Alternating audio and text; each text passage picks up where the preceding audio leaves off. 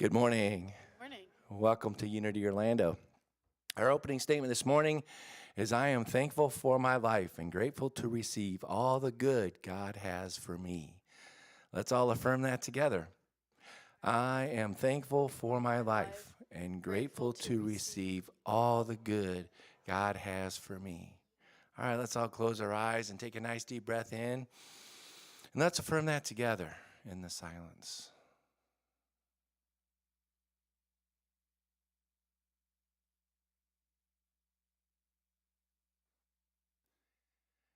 And so it is.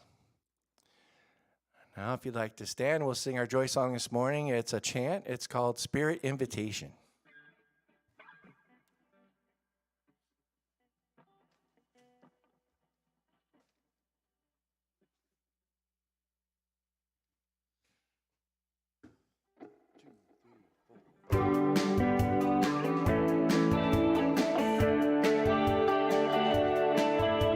Spirit, see through me now, hear through me now, and speak through me.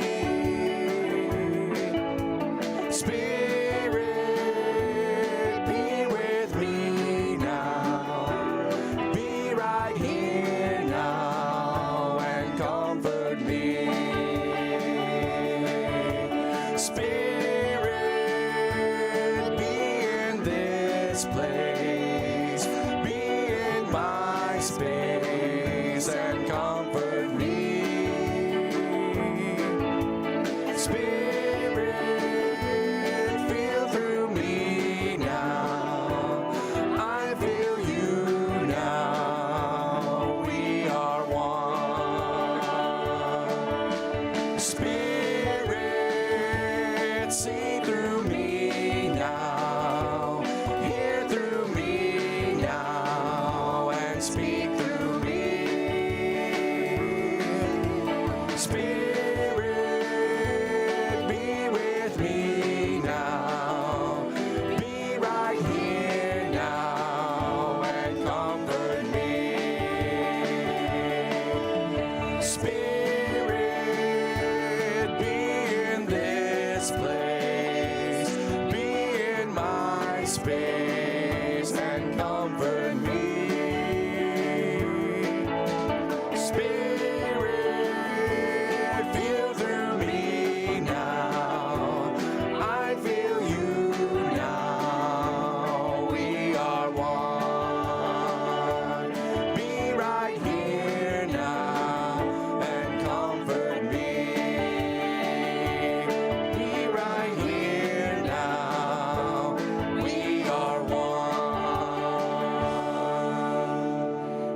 Thank you. You may be seated.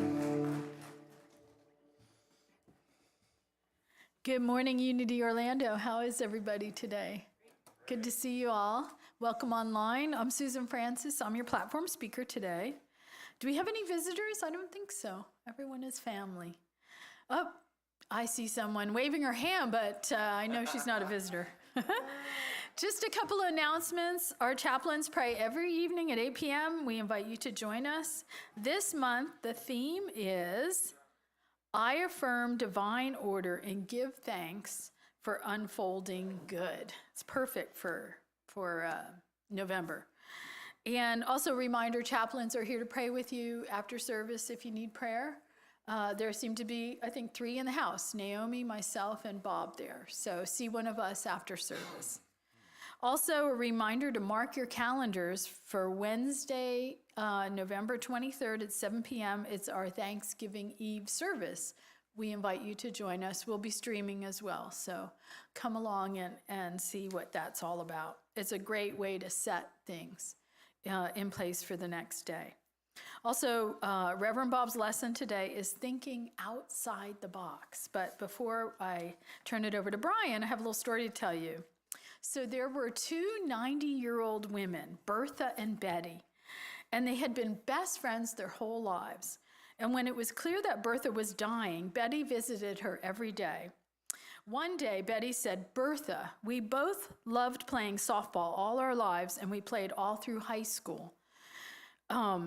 Please do me a favor. When you get to heaven, somehow let me know if there's a women's softball league up there. So Bertha looked up at Betty from her deathbed and said, Betty, you've always been my best friend for many years. If it's all possible, I will do this favor for you. I will let you know. So shortly afterwards, Bertha passed. A few nights later, Betty was awakened from a sound sleep by a blinding flash of light and a voice calling out to her, Betty, Betty. Who is it? Asked Betty, sitting up suddenly. Who is it? Betty, it's Bertha. It's me, Bertha. You're not Bertha. Bertha just died. She says, I'm telling you, it's me, Bertha, insisted the voice. And Betty says, Bertha, where are you? And she says, in heaven. She says, I have some really good news for you and some bad news. Well, tell me the good news first, said Betty. Well, the good news is there is a women's softball league here in heaven. And better yet, all of our old buddies who died before me are here too. Even better than that, it never rains or snows. And best of all, we can play softball all we want and we never get tired. That's fantastic, said Betty. It's beyond my wildest dreams. So what's the bad news? Bertha said, well, you're pitching on Tuesday. Oh. And with that, I'll turn it over to Brian. Build it and they will come, won't they? Awesome. Cool. Here's a song. It's called Still Small Voice.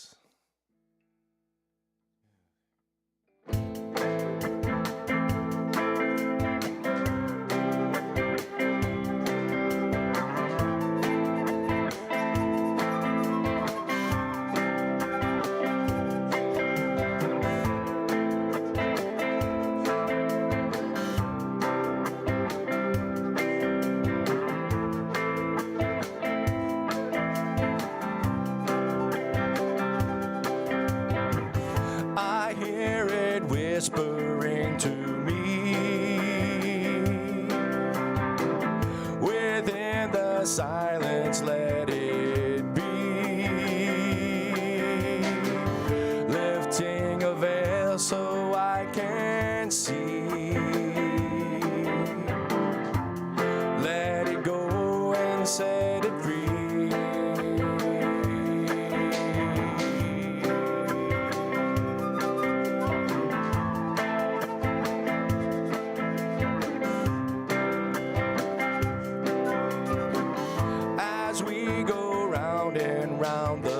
Sun,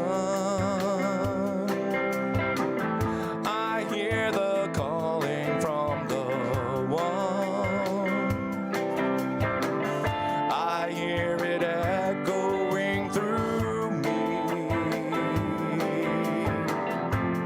Restless whispers set me free. And now the still small voice, it helps me make a choice as life goes on and on and on and on. And now the still small voice, it drowns out all the noise. It keeps me going on and on and on.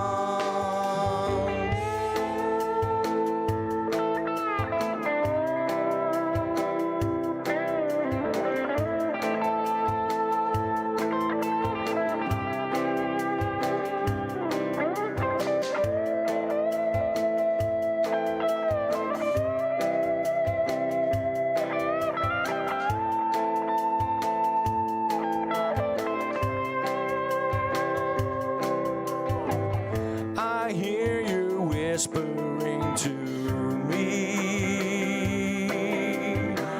within the silence through the trees,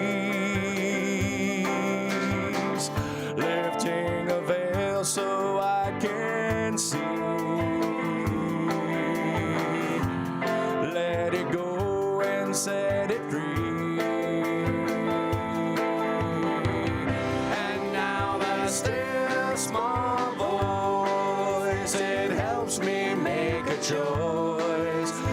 life goes on and on and on and on. And now the still small voice, it drowns out all the noise. It keeps me going on and on and on and on and on.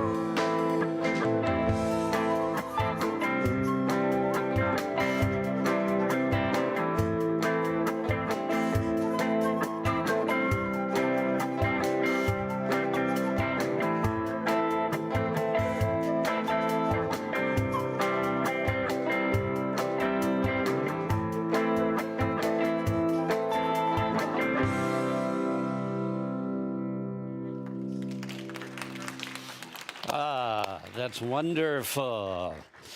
You're setting the bar high. We're going to have a high energy Sunday. How is everyone out there today? It's good to be with you. It's good to be with you.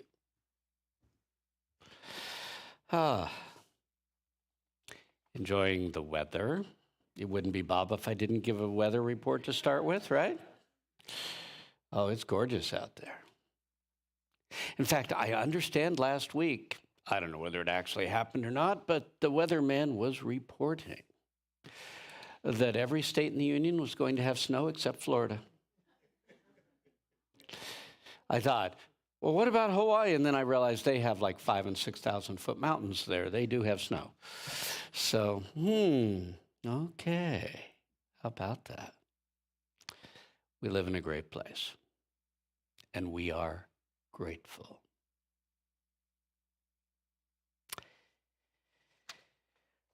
Today I want to talk about, well, first off, I want to thank Paul for last week. He did a wonderful job.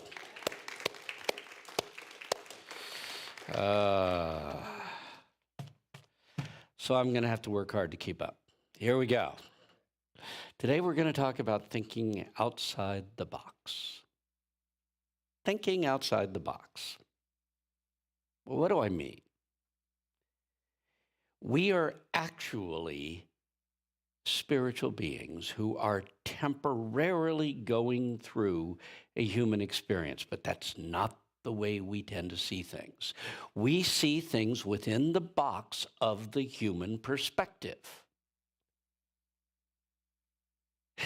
Bluntly, if we're going to follow Jesus Christ, we're going to have to get outside the box.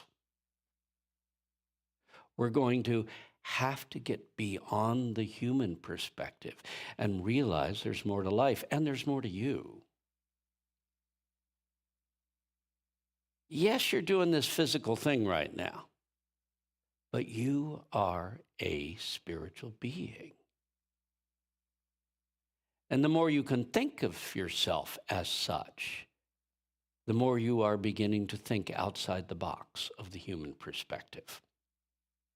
So we need to learn to look at our lives as spiritual beings rather than only seeing the human appearances.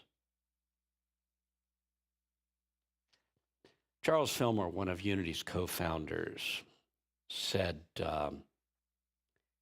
well, let's put it this way. There was a book that was published in the 40s. It was a compilation of some of his teachings and writings.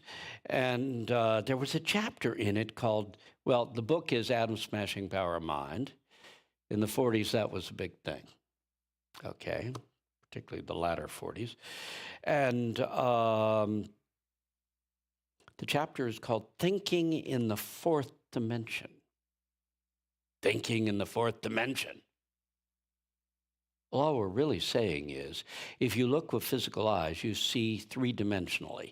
You see a physical world, you see physical interactions, and that's all you see going on.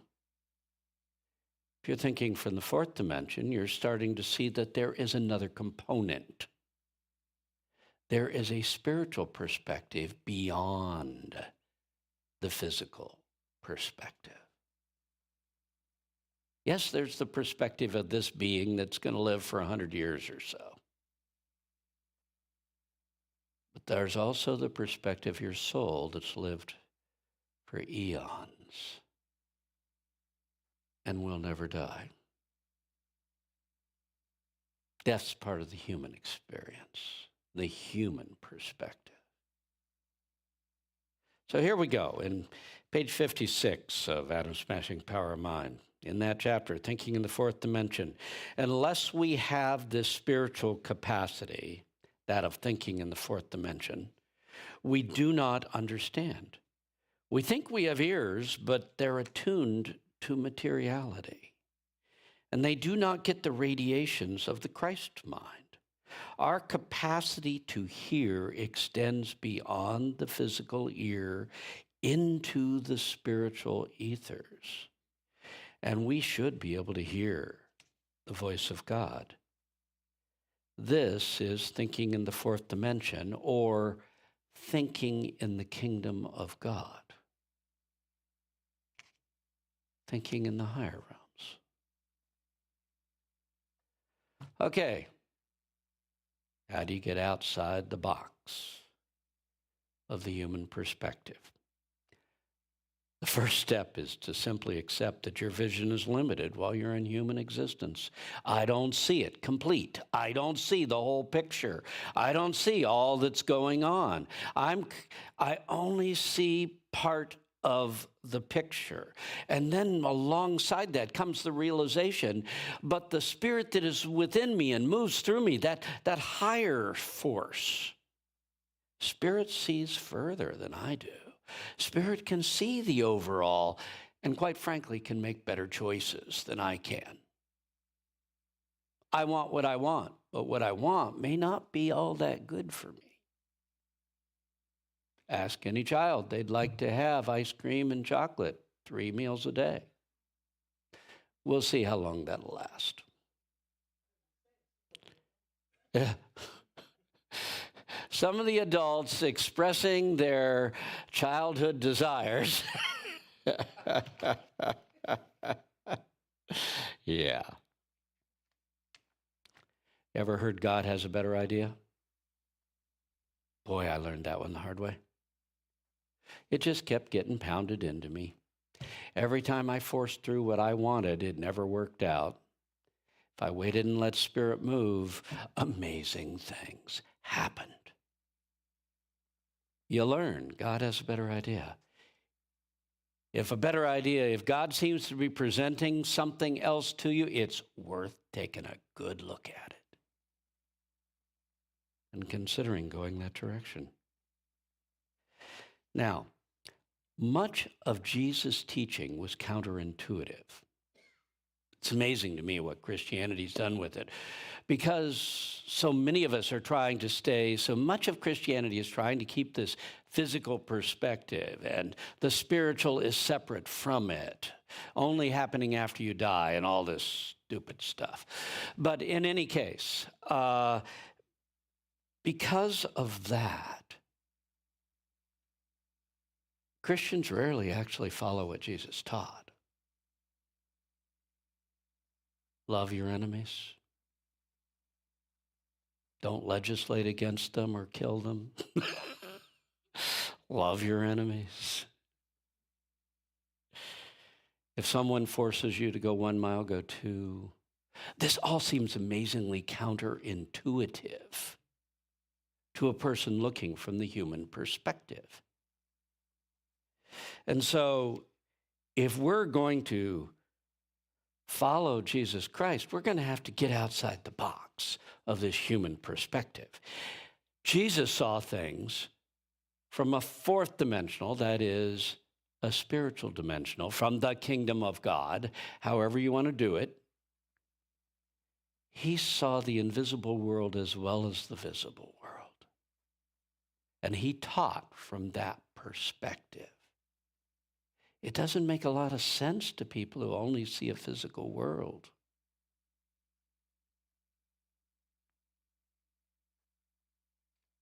So, if we're going to follow Jesus, we got to learn to think outside the box. That is, things are often not the way they appear. Ever noticed that? Ever been caught in a situation where you know it's a certain way and you've been back in that the whole way through, and when you get done, you realize, oh my God, it wasn't the way I thought it was. Things are often not the way they appear. Failure can become a path to something greater. The human perspective is failure's a bad thing. Stay away from it. And I'm not suggesting that you try to fail, but I am suggesting that when it happens, and it will, you embrace it and see if it can be a path to something greater, because so often it can. And we learn to trust that God is leading us to our highest good, even when it really doesn't appear that way. Even when the appearance is, no way, I ain't doing this, and this is not better. Oh my God. Yeah, exactly, my God. My God is in charge. That's what you need to know. And you learn over time to trust that there is an invisible power. Now we're talking a fourth dimensional perspective, perception. There is a spiritual power moving in my life that is constantly trying to carry me higher and higher. And often I'm fighting against it, but only because my human perspective is so limited. And if I can let go of that boxed-in perspective, maybe I can realize there's a whole lot more going on here than I realized.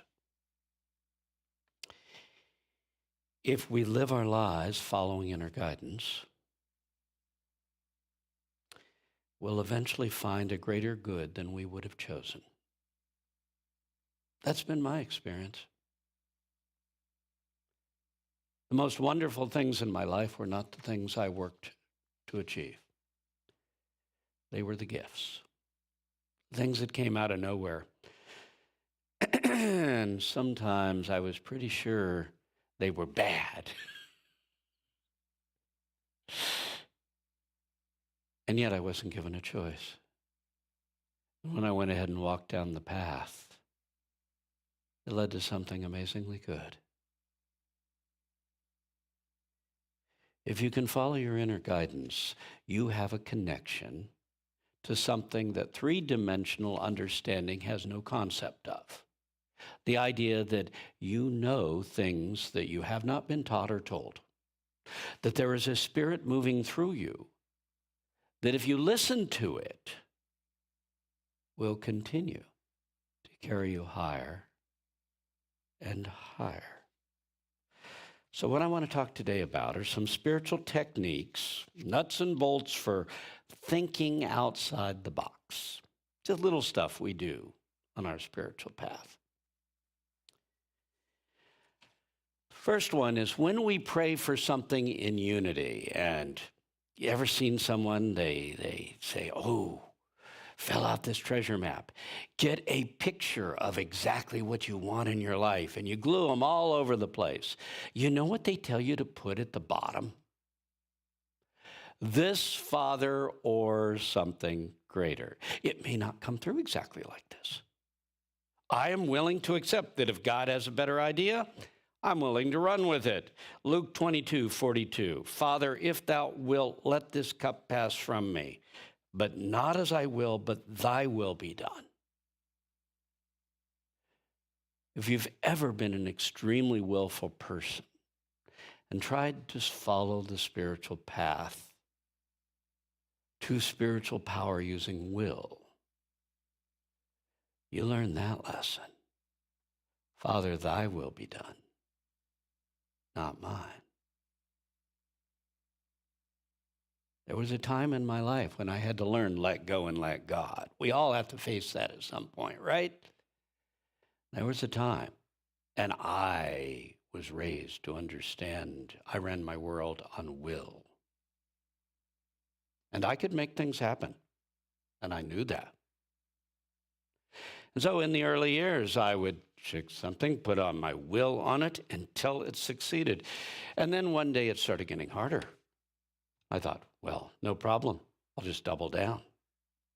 I used more will and more will. And finally, I got exactly what I was trying to will. And it blew up on my face and became more misery than I could imagine. I went, that was a weird experience until it happened about the 5th, 6th, 7th time. And then I realized there is a pattern here. And you learn, Father, not you may, like Jesus, say, this is the way I see it. I'd kind of like to not do this. And there's some debate over whether he's more worried about his disciples or himself. But I'm not sure they're ready for this. But in either case, he said, this is kind of the way, from my perspective, I'd like to see things go. But please don't take my perspective. If you have a higher perspective, it is your will that I want fulfilled in my life. And anyone who's going through this stage, you can always recognize them. They're the one who says, well, why don't you pray for such? No, I only want God's will. All I want is God's will. You can tell they've pushed things through and discovered whenever I push my own will, I'm in trouble. Will is not a bad thing. You'll be asked later to pick it up again and use it in conjunction with divine will. This, Father, is something greater. It's the recognition that I may not see the whole picture. The second technique is, it's similar.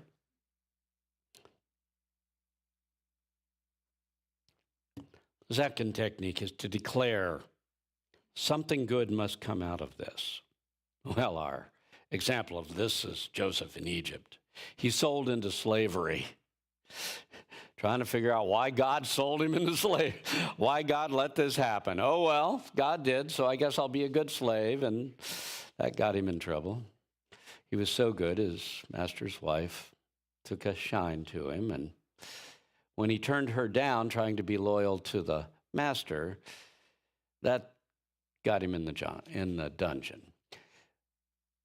But in the end, it was someone he met in the dungeon that introduced him to Pharaoh so he could interpret his dream.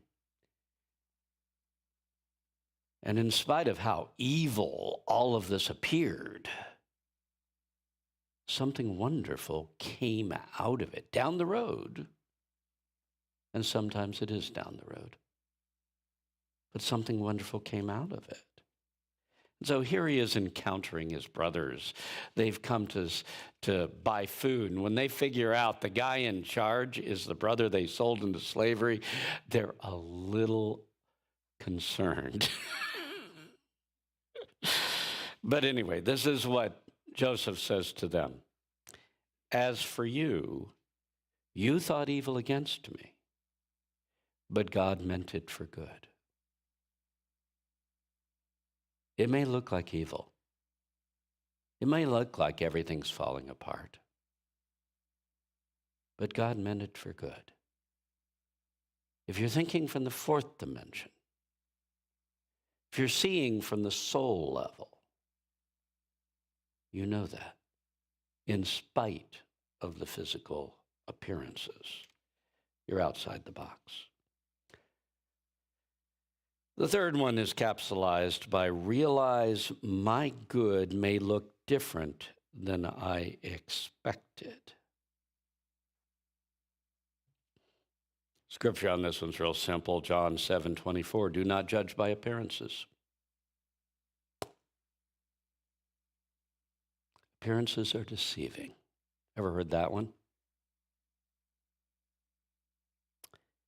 My good may look different than I expect. This is kind of an expansion on the first one. This, Father, is something greater. But we're looking for good. And we got to understand, it may not look anything like we expect.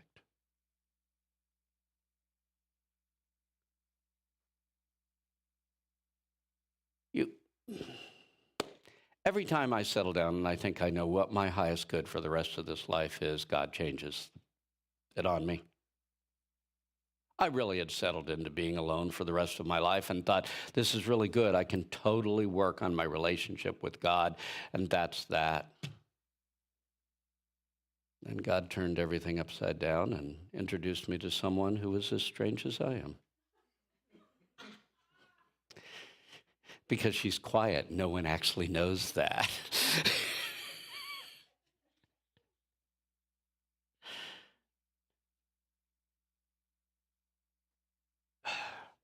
It may look different than you expect. Your perfect job may look different than you expect. Your perfect mate may look different than you expect. The good you want, the vacation you take, may turn out to look different than what you expected. And if you're resistant to this, remember, resist not evil. If you're that's another fourth dimensional concept.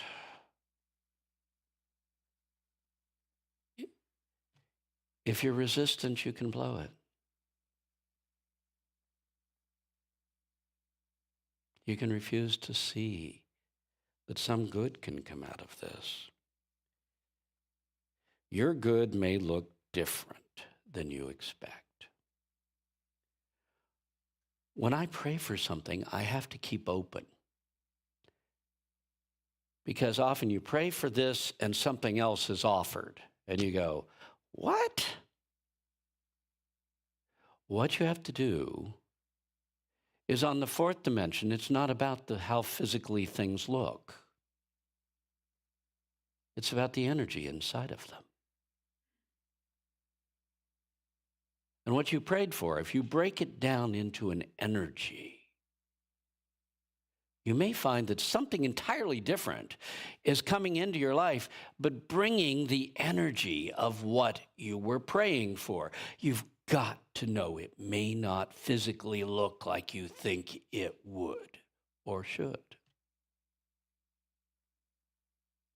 It can look different.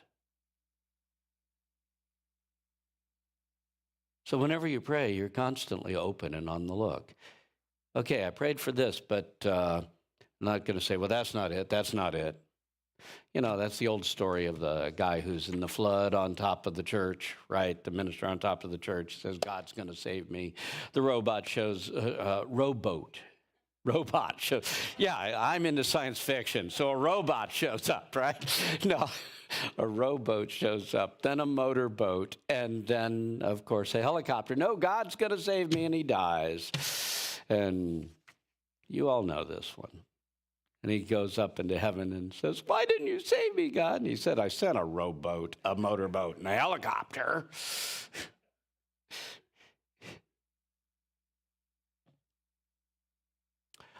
When I first went to ministerial school, I had, I'd had an angry encounter with my mother, and as I said, I got my will from my mother. So when the two of us had an angry encounter, it was like an atomic explosion. The other two in the family just hid.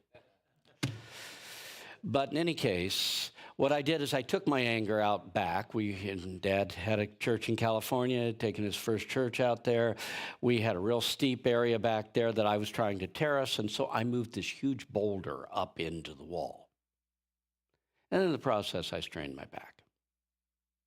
So I arrive out at ministerial school, and I'm dealing with back problems. And I'm going to the chiropractor something like 4 times a week, and nothing's happening. Okay, as soon as I get back in the car, it's out again. So finally, I decided I'm going to be a Unity minister. I have to have a healing, right? I got to have a healing. So I'm going to have a spiritual healing. And shortly after I had it out with God and said, we're going to have a healing here, right? You know, I need a healing. I'm praying for a healing. I'm putting everything into it. My girlfriend at the time came to me and said, I think you need to go see my chiropractor, Dr. Betty. She does something different than anyone else in the country does. She does this weird technique where she moves things in ways no one else does. And I said, nope. I'm going to have a spiritual healing. Well, 3 months of pain later, I went to Anita, And I said, give me Dr. Betty's number.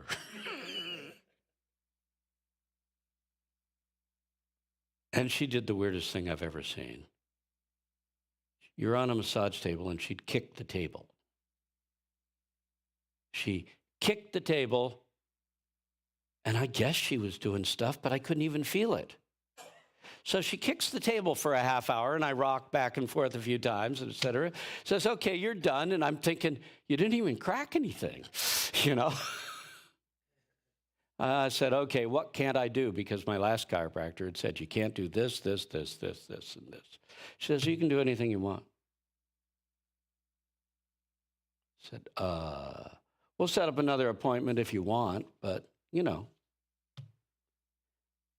I went and put it to the test.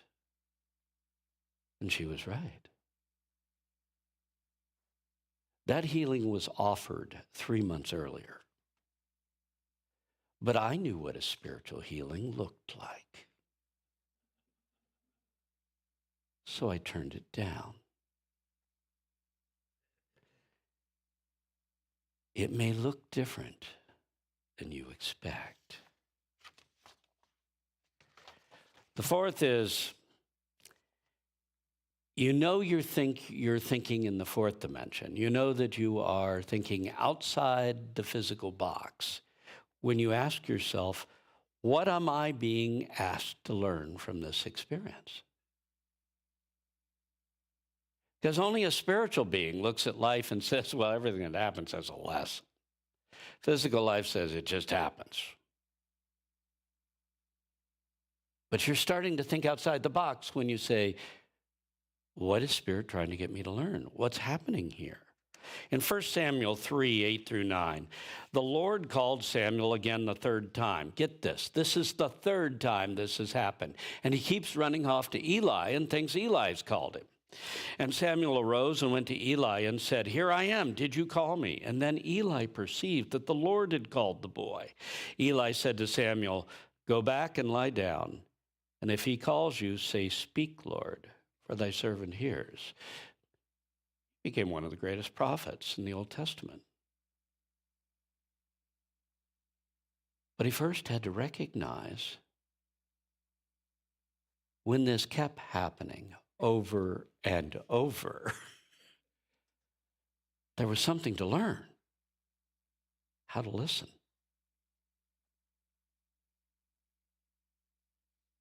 And this is what happens in our lives. When life starts acting out of character, why is this going on? This isn't the way it normally should be. Pay particular attention to this in traffic. Sometimes when traffic is not doing what it should be doing, there's a reason. Now, luckily, God knows me and traps me in traffic so that I can't go out and beyond it. When something is happening out of character, ask yourself, what's going on here? Is there something I'm not getting? Is there something I'm supposed to be learning? And it doesn't have to be a physical thing. It truly can be a spiritual perspective. And particularly when something repeats, what am I being asked to learn? We all know somebody who keeps attracting the same guy, right? And it never works out. For a while, I did that. And I started realizing I had to determine the difference between moth to flame and real attraction. Okay? Because the same character of woman started showing it. Now, this is a very long time ago. But same character of girls kept showing up in my, and I was irresistibly attracted to it, and it was deadly for me. Well, there was something to learn. To learn what is positive in building and what is attraction to the flame.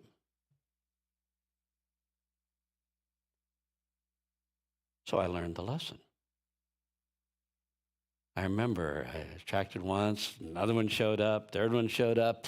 The next time one showed up and I felt that energy, I flirted for a moment, said, hey, this is fun, and then just went the other way as fast as I could. Now, that isn't what I want in my life. And sometimes that's what life is teaching you. This isn't what I want to keep doing with my life. So when something repeats, you ask yourself, what am I being asked to learn? And if you listen well, you should be able to hear the spiritual lesson. Yeah, I think this is what I'm being asked to learn. Then settle in. Learn the spiritual lesson so you can move on. This one kind of leads into number 5, which is learn to live your life by inner guidance rather than human analysis. I'm not saying you're not going to use human analysis. You are. But then you're going to go to guidance. And you're going to try to get confirmation one way or another as to whether this is a wise move or not. In Matthew 2:13 through 14, when the Magi had gone, we're doing Jesus' birth, right? The angel of the Lord appeared to Joseph in a dream and said, arise and take the infant boy and his mother and flee to Egypt and stay there until I tell you. Then Joseph rose up and took the boy and his mother in the night and escaped to Egypt. Now, I think if it had been me, I'd have woken up and said, that was the weirdest dream in the world, and brushed it off. But Joseph, obviously, lived his life through guidance.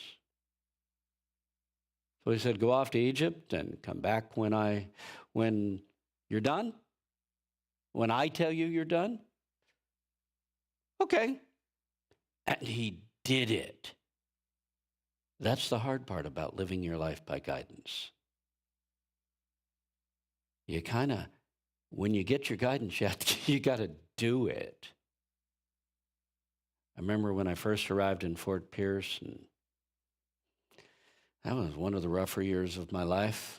The marriage blew up, the church blew up, everything blew up in my face. And I wanted to leave. But I'd actually run several times in the last few years. I'd moved from here to there. I'd embraced this ideal. I'd embraced that. And each one involved a move. And so I sat there and I felt I had the guidance. Okay, God, here's the deal. I will not move from here until I get clear guidance from you that it's time to move. This is a hard stance. It was 12 years later when it came through. Yep, time to apply for churches. All my friends were trading up. They were every couple of years getting a bigger church or this or that. I stayed in one place until God told me it's time to go. Tried to kind of follow in Joseph's footsteps. Do what you're told. Learn to follow guidance, even when it's outside the box. I got to tell you, go to Egypt and hide out, that sounds outside the box to me. The box of human understanding. And the way you learn to live your life by guidance is to keep asking for it. You go within. You say, should I do this? What way should I go? And remember, the loud, clamoring voices are usually not the ones you're trying to listen for. It's the still, small voice. It's that which you hear when you calm yourself down and you become truly still. If you get good at thinking outside the box, you can literally take two choices in front of you, go down each path, and feel the energy of the path. Energy is a fourth dimensional concept. It's a spiritual concept. It's not in that three-dimensional box. But you can do that. And once you develop the skill, and it's going to take a while, it's a lifelong project, by the way. But then things happen. Like my friend who was a secretary and lost her job, major executive secretary back in the 70s when I was in Miami. You've heard me tell this one probably before. She had heard there were openings. They were doing some hiring at Jordan Marsh, which at that time was a major retail operation, headquartered in Miami. Excuse me. And she just didn't feel motivated to go down there. And one morning, she woke up and she went, "Oh my God, I need to get dressed and go to Jordan Marsh right now." We call that guidance. She went down there, and when she arrived, they said, "I'm sorry, we've filled all those positions." But she looked over her resume, the HR person, and and just as she was leaving, she says, "Wait a second. There is one other position that's opening, and if you want to wait around for just a little while, I'll have you go interview for it." She says, "Sure, no problem." She went in and aced the interview and was hired as the administrative assistant to the president of Jordan Marsh. The jobs she had gone for were just out in the secretarial pool. What's intriguing is when she went back and spoke to the HR person, she told her, she said, "Had you come yesterday, we wouldn't have known this position was available. Had you come tomorrow, we would have filled it from within." That's called guidance. That's following your life from guidance. So ask for guidance for any decision you make. The little ones, the big ones. The more you ask for guidance, the more it will become a part of your functioning life. The sixth, I will accept what is before me and do it with enthusiasm. Yeah, I already alluded to this. Matthew 5:41, whoever compels you to carry a burden for a mile, go with him too. This is counterintuitive, but it is thinking outside the box. It is thinking as a spiritual being. It is working with the energies of the situation, not the facts of the situation. So, I said for years, if there's a choice, choose. I don't say you always have to do the thing you don't want to do. If there's a choice, choose. You're allowed to. But if there's no choice, or if you're unwilling to accept the drawbacks of one of the choices, then do what's in front of you. And if you choose to do it, don't do it half-heartedly. Embrace it with enthusiasm. If this is what I got to do, I'm going to enjoy it.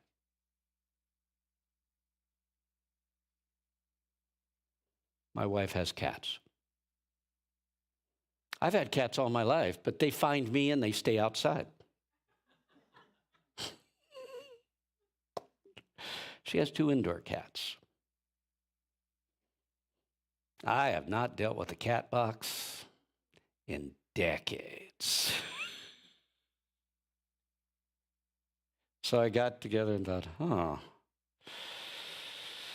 her cats are important to her. We're going to have a cat box. In fact, we have 2 of them. So how'd I handle it? I'm the one who cleans the cat box on a regular basis. She does, if I don't get there first.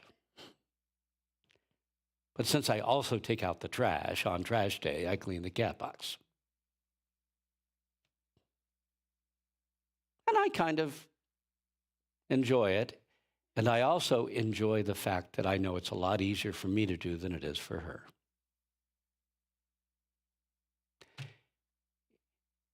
So what am I trying to explain? Whatever's in front of you, embrace it and handle it with enthusiasm.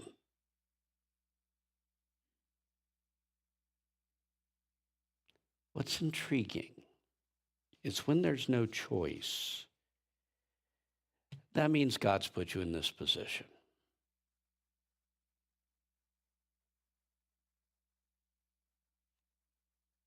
And if God's put you in that position, a couple of times in my life, I just looked up and I said, okay, checkmate. I got no choice. Then I'm going to go back to one of the earlier ones. Then something good must come out of this. And the way to rush that along is to embrace with enthusiasm whatever I got to do. If I got to do it, I'm going to do it. If I got to carry a burden for 1 mile, I'll go 2. That's thinking outside the box. That's the type of thinking Jesus taught. Okay, we're to 7. That means we're about to end. 7 is a spiritual number, so if I can, I try to keep it to 7. Number of spiritual completion in the natural realm. Go ahead, spend time musing on that. Number 7, realize this is a spiritual experience. The physical world is not truly real, and I cannot be harmed.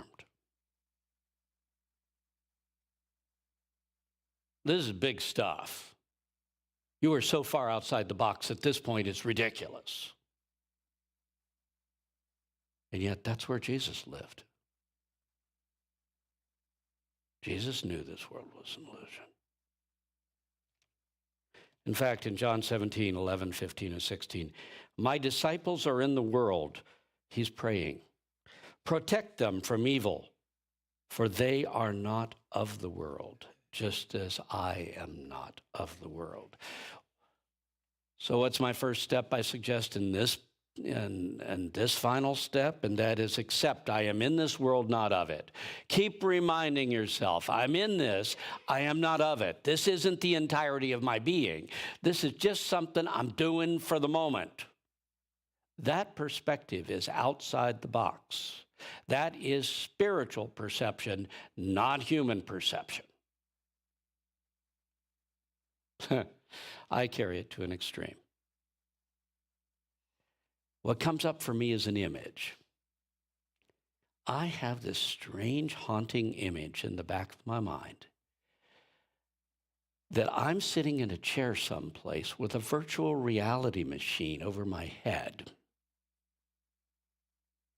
I'm in a hologram. And all my friends are around watching to see how, as a spiritual being, I'm going to handle this stuff I'm going through in the hologram. And every once in a while, I need to return to that to make the world just a little less real. Because when your physical world is real, meaning that's all there is, it has control of you. And the only way to rise above it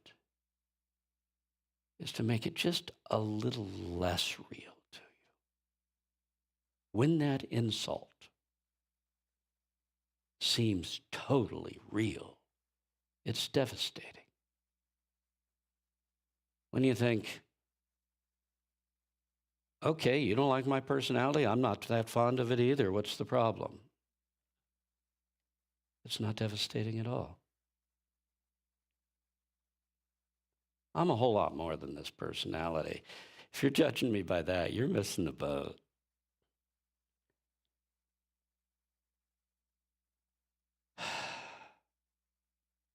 Think like a spiritual being, because you are one. For the moment, you're in this hologram, I agree. What I find is intriguing is I was on the internet and there's a new science article. Someone has determined we're in a hologram. I thought, science is even saying this now? Whatever.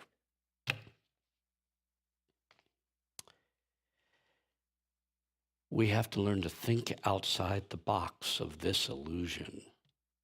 You know, the illusion that the physical world is presenting to us. If we want to rise above the world, rather than be dominated by it. So, in conclusion, here we go.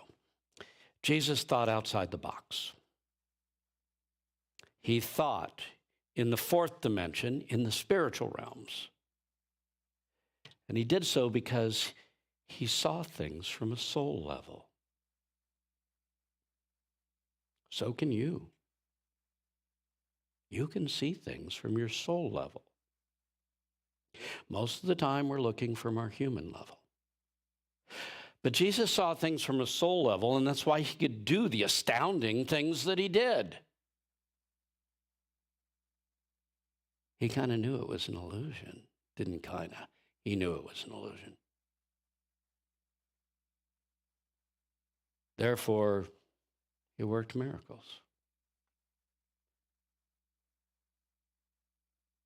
If we are to follow Jesus and his teaching, we have to learn to think outside the box of physical human perception. We have to learn to live our lives as spiritual beings.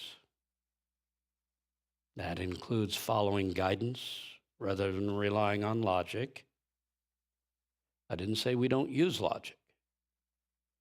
I said, but in the final version, you put it in front of guidance. Looking beyond appearances to recognize the inner essence. Everything out there has an appearance, but it also has an energy. And if you're functioning as a spiritual being, you're working with that energy inside of everything. And you're learning to make your decisions in life, not just on what you see, but also the energy you feel in your heart coming out of a situation. And we learn to trust that God is always leading us to our highest good. Doesn't appear that way sometimes, but it is the way it is. And knowing that, and we learn to know that this world is temporary. As spiritual beings, we were before we came here, we will be long after we leave, and we are spiritual beings underneath this human experience right now. If we know that, we can function above the illusion. If we only see with physical eyes, we are the slaves of the physical world. If we can begin to see from the soul level, we rise above all the challenges of this world, all that the world can hurl at us. If I were to take it down, the entire talk, into one sentence, it is, think like a spiritual being, not just a human being. So let's close our eyes.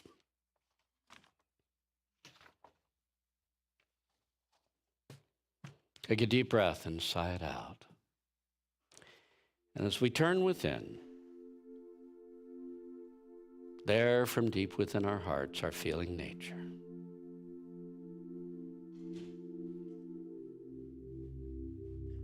we hear the quiet voice calling us, "Be still and know that I am God."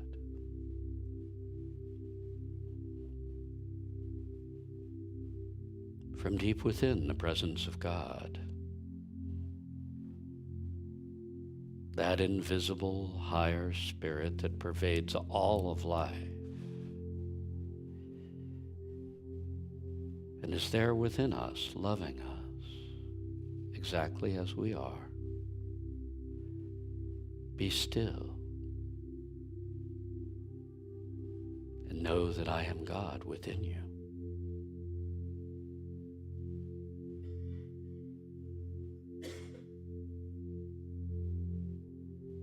So feel that presence within you.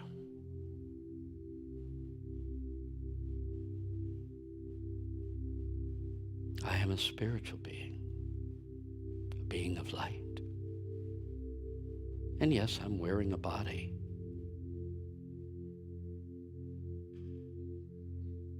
But it is the spirit within me that gives this body the life that it has. And one day I will lay it down and move on, but I will still be.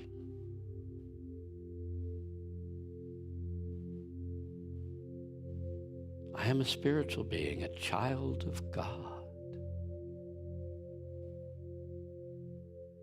Because God is right there within me. It is God that gives me my life, that sets up the program of lessons, the experiences that I will go through.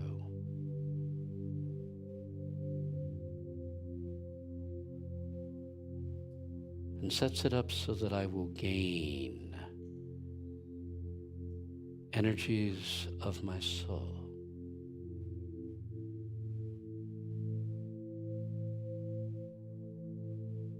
Feel your mind stretching out to merge with divine mind. Know that your individual mind may think, but there's input constantly going on from divine mind.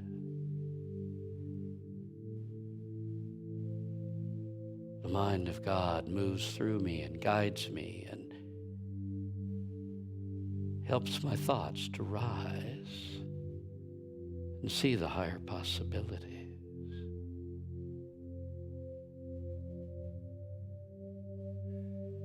I am that spiritual being.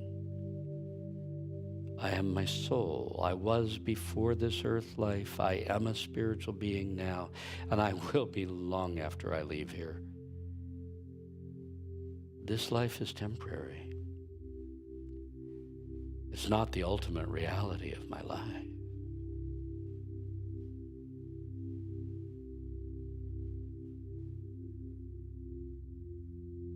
The physical world around me is an illusion. I experience it, but it's an illusion nonetheless. And the higher power moving through me can alter the illusion.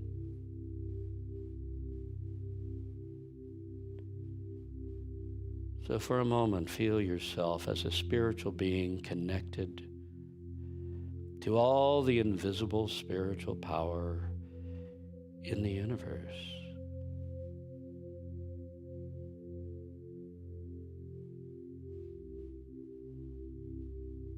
And realize God is my partner.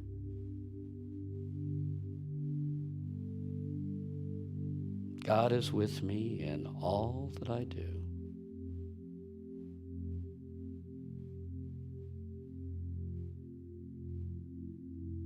And because Spirit is always moving through me, I can face anything this world throws at me.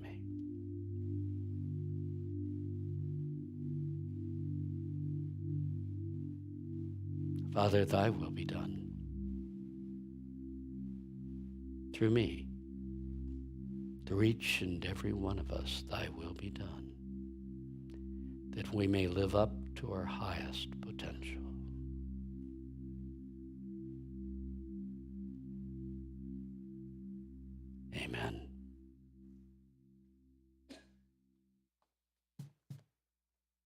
And if the usher will come forward, we'll prepare for our offering. For all of you at home, if you're new, this is the way it goes. To give your offering, and believe me, your offerings are exceedingly important to us. They're what keep us alive. Go to the home page at the end of service. Hit the Donate Now button. You can pull off our address and mail us a check. You can use Zelle, get our phone number from the website, or you can call the office and arrange for regular offerings if that's easier for you. Thank you for all that you give. It is, well, we Unity Orlando are extremely grateful. It makes a difference. Let's bless our offering. Here we go. Together. Divine love, through me, blesses and multiplies all the good I am and have, all the good I give and receive. Thank you, God. Amen.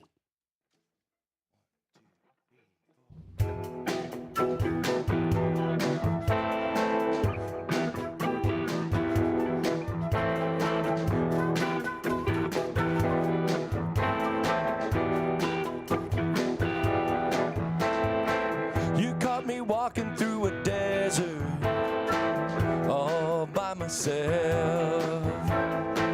I keep searching for a region, but there's no answers left.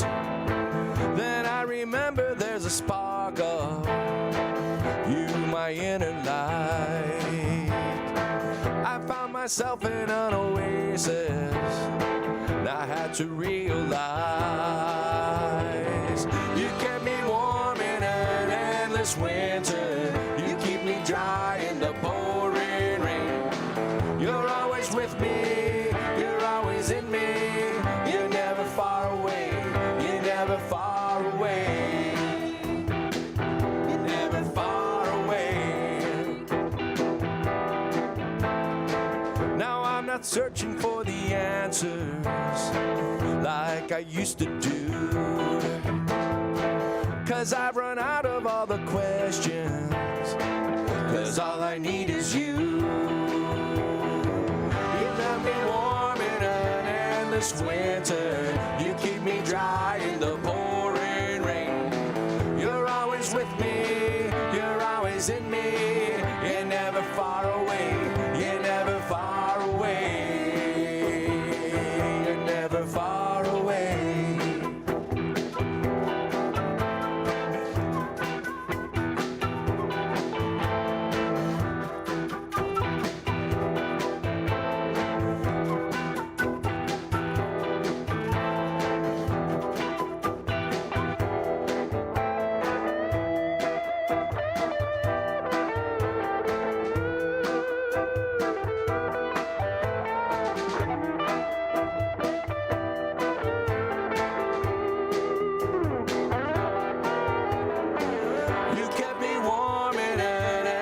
Winter, you keep me dry in the pouring rain.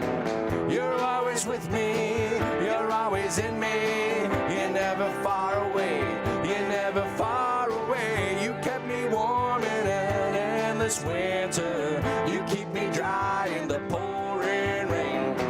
You're always with me, you're always in me. You're never far away, you're never far away. Far away, you're never far away, you're never far away.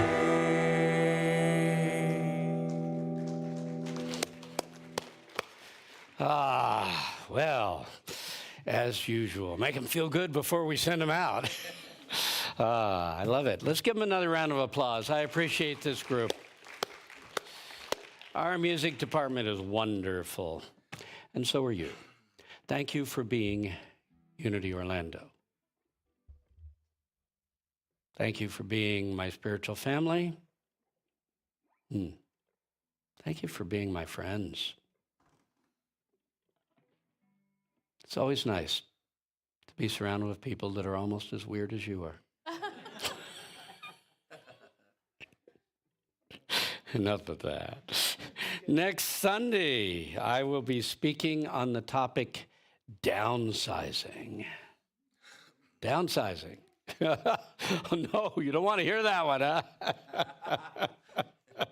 Let's all rise and close the service by radiating into the whole world our prayer of protection. Together, the light of God surrounds us. The love of God enfolds us. The power of God protects us. And the presence of God watches over us. Wherever we are, God is, and all is well. God bless you all.